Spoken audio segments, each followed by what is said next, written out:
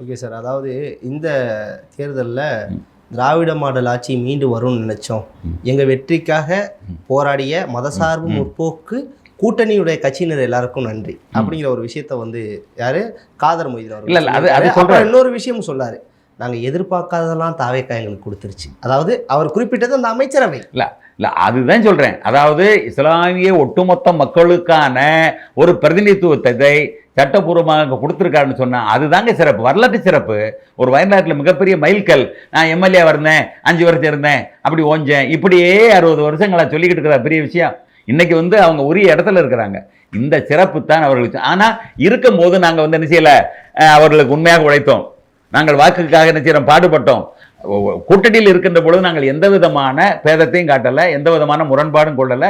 நாங்கள் உண்மையாக உழைச்சோம். அவர்களுடைய ஓட்டிலையும் நாங்கள் வெற்றி பெற்றோம், எங்களுடைய ஓட்டிலையும் அவர்கள் வெற்றி பெற்றார்கள். அதில் எந்த மாற்று கருத்தும் இல்லை. ஆனால் இன்றைய சூழ்நிலையில் தவிர்க்க முடியாமல் நாங்கள் இணைஞ்சிருக்கிறோம். இந்த இணைவு